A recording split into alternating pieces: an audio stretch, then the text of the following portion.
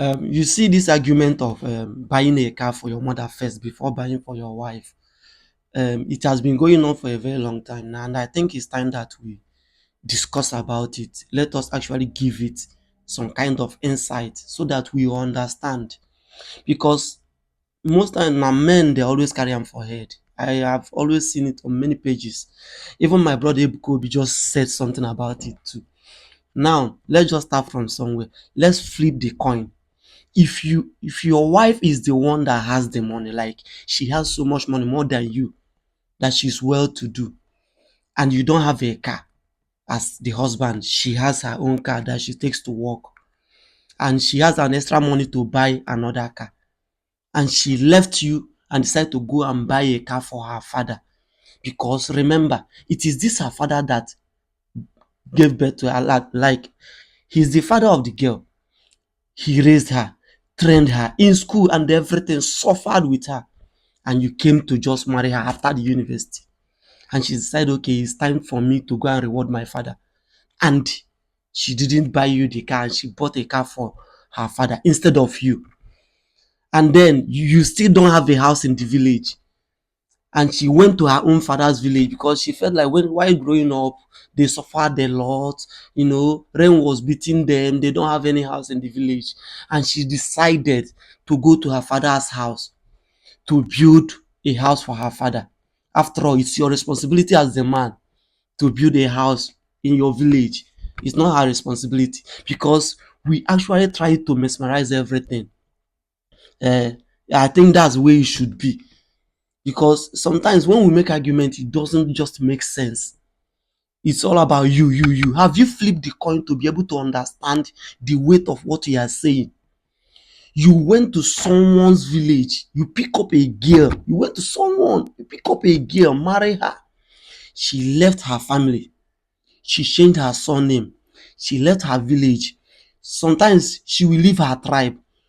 Sometimes she will leave her country. Sometimes she will even leave her religion. Also, sometimes she leave her church just because she wants to be with you. She sacrificed all these things to be with you as a wife. Yet, you say that no, she doesn't deserve a car yet, that your mother. Yes, I know your mother suffered to raise you. I understand. But those one that this girl has done now is not worth it. Then it doesn't end there. This same girl is supposed to be the mother of your generation, of your unborn generation, like your children. She is the mother of that generation. Say you die today, I'm leaving a legacy. My generation are going to continue. That generation is coming from somebody. She doesn't deserve a car yet. No problem. It's fine also. Then it doesn't still end there. That same woman, you send her to Lebolum like 4, 5 times, 3 times. That same woman, she went through cesarean session for your sake, maybe 2, 3 times also. She doesn't deserve a car yet. It is your mom. Sometimes you leave the work of your father, like the work that your father is supposed to do, and you are doing it. Let me tell you, once you get married, your wife and your kids becomes your immediate family. Your wife and your kid becomes your immediate family. Your father, your mother, your siblings, every other person becomes extended family. But you are trying to prioritize your extended family instead of your immediate family because of how your mom suffered to raise you. It's okay. What about the woman that is actually suffering now to raise your own generation? What about her? She doesn't deserve a car. It is your mom. Yes, I know mothers actually try. They normally try. Even fathers too. Not just mothers, because whenever we talk about this, it's all about mother. What about fathers? They don't suffer too. Don't you think that is the suffering of these men that made them to die young normally? Because most time we don't talk about father because they normally die young in Africa.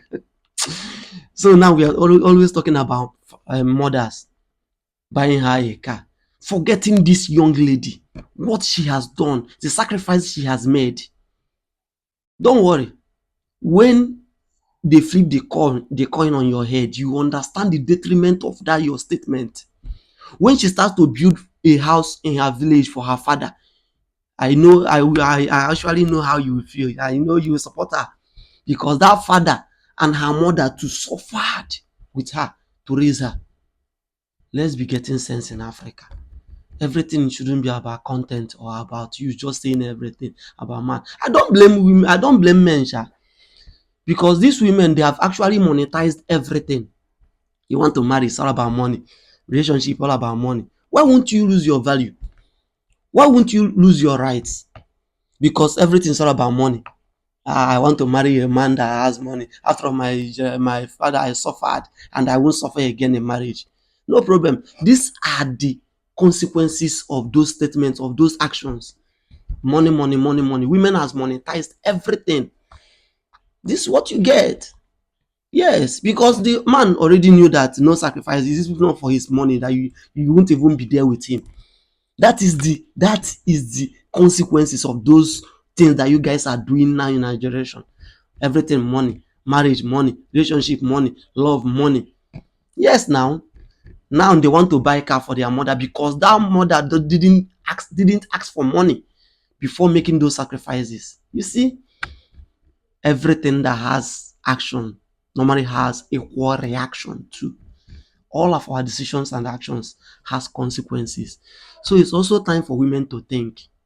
It's time for you guys to think and retract all those things that you talk about: money, money taking care of you, money, money, money.